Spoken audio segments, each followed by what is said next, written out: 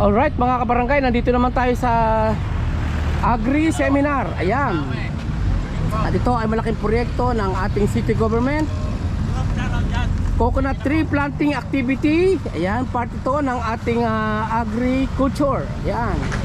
So ito yung way kung saan tayo magtatanim ng niyog. Ayan, kasama natin ang ating mga city government officers at ang ating mga agri at magsasakan ng balele. Ayan. Wow! Narito rin mga kabarangay ang ating mga city councilors. Ina-acknowledge din po natin ang pagdating ng ating pong pinamahal na konsehala sa Marqueses. Ayan. Dumating na ang ating mga city officers. Si Consel Clarence. Si Ma'am, good morning. Ang ganda naman. Ayan. Dadating na ang ating mga city councilors.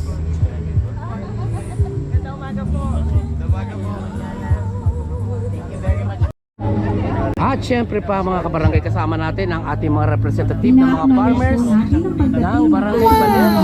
Ayan. Together with the representative ng Barangay Maugat.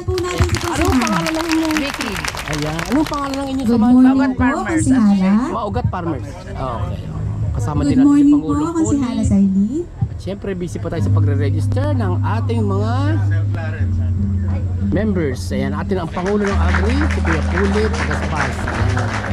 At syempre si Poli Contreras nandito rin. Kompleto tayo ang ating mga agri farmers, agri scholars.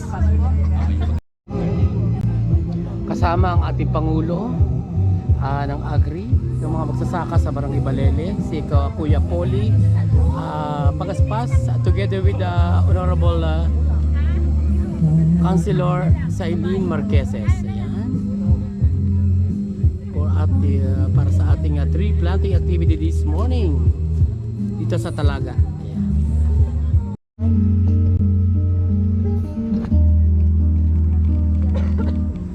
Sige po, pwede po tayo magpicture habang sila po ay nagtatanim ng kanilang mga niyog. Ako, green thumb, kaya sigurado ko buhay ito. Pwede po kayong lumapit.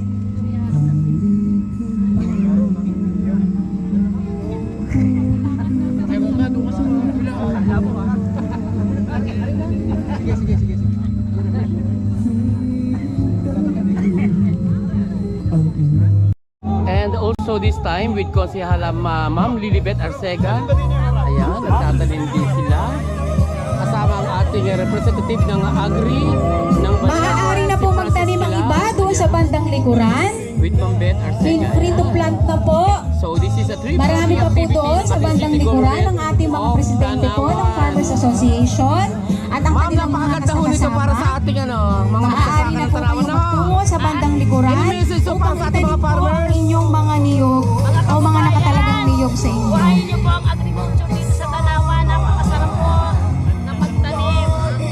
Humingi po kayo ng mga punda o pinili para po Make sure po na lahat po ng niyog ay naitanim. Yeah, very well said, the Konsehala Ma'am Lilibet Arcega. Cooperative Development Specialist na siyang kinatawan ng CDA po dito sa tree planting na ito. Tubong Tanawan din po si Ma'am Olive Pacheca. Of course, nandito din po mula naman po sa atin pong APCO at kinatawan ng Department of Agriculture Calabarzon. Nandito po si Sir Michael Lalap. Ang nagpagamit po ng kanya pong lugar para po maisakatuparan ang tuloy-tuloy na pagtatanim ng nyog dito po sa lungsod ng Tanawan, Attorney Erwin Orosio. At ang atin po mga kapita-pitagang mga konsehal na nandito po ngayong umagang ito, unahin ko na po ang atin pong Konsehala Sailin Marqueses. Ang Vice Chairperson po ng Committee on Agriculture ng Sangguniang Panlunsod, Konsehala Lilibet Arcega. At ang Chairperson po ng Committee ng Agriculture ng Sangguniang Panlunsod, Konsehal Clarence Micosa. Of course, nandito din po ang Provincial Manager ng atin pong Batangas, Cavite ng Philippine Coconut Authority. Nandito po si Sir Alex. At ang atin pong napakasipag na Vice Mayor ng Lungsod ng Tanawan, Vice Mayor Dodong Ablao. Alam niyo po, napakasaya po namin ngayong umagang ito dahil isa po ang Tanawan City na napili po ng Philippine Coconut Authority para po gawin ang programang ito. Ito lamang po ay isang matibay na patunay ng magandang ugnayan ng Philippine Coconut Authority at ng Lungsod ng Tanawan. Lalo tigit pa po na merong target ang atin pong minamahal na punong lungsod, kagalang-galang Nelson Sani Perez Collantes, na makapagtanim po ng 8,000 seedlings ng coconut sa loob po ng 10 taon.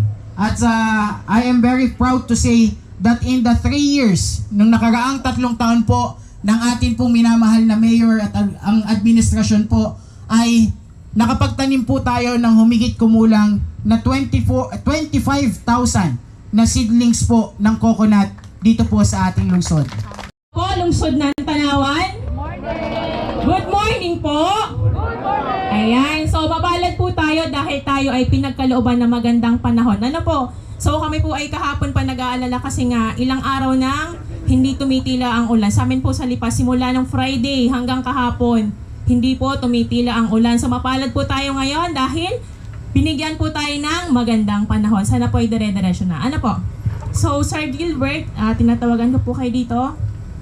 So, kung mapapansin po natin, ito pong area na ating pagtataniman ay nahahati sa mga 3 seedlings. Ano po? 3 tumpok ng seedlings.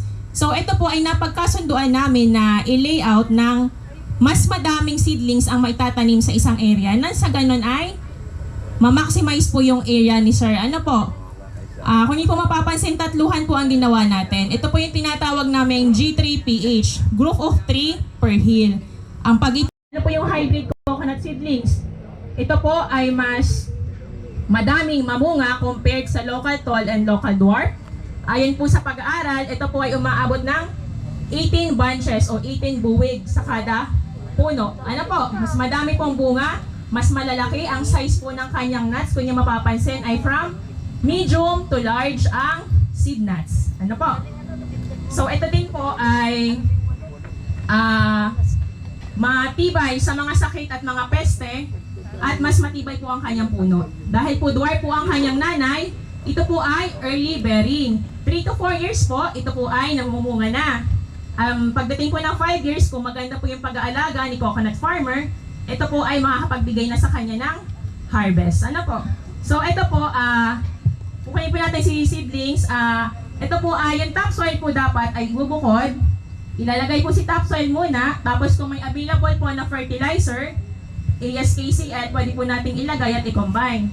And then po, paghahaluin po si lupa, si topsoil at si fertilizer, ilalagay na po natin si coconut seedlings. Ihaharap po natin to sa silangan. So dapat po si coconut seedlings ay nakaharap sa silangan kung saan sumisikat ang araw. So saan po ang silangan dito? Ayun, doon daw po. Ayan, dito po dapat nakaharap ang ating mga coconut seedlings. Ayan, dito po nakaharap. Ayan, tapos po tatabon na po natin ang lupa, pero huwag po nating itatabon lahat ang lupa dun sa ating pananim para po hindi po matabonan yung ating, ito pong leaf axil. Ayan. Sige po.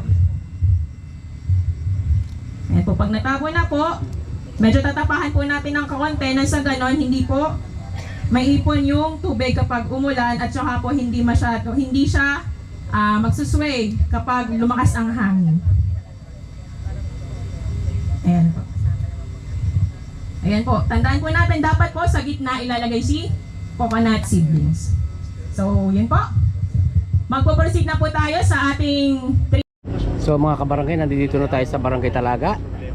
At kasalukuyan tayong makikinig sa ating TESDA Training Agro Entrepreneurship NC2. Yan. Kasama natin ang ating mga city government officers at ang ating mga mga farmer ng iba't ibang barangay ng 48 barangays ng buong Tanawan. So let's check it out! Good morning, Ma'am Beth. Welcome, Konsehala Beth Arcega. ng Tanawan, Honorable Wilfredo P. Ablao. Palakpakan po natin Of course, si Vice kasama kasama din natin ang ating Vice Mayor sa umaga kay gandang ito ng ating Agri. Yan. Guys, magandang umaga.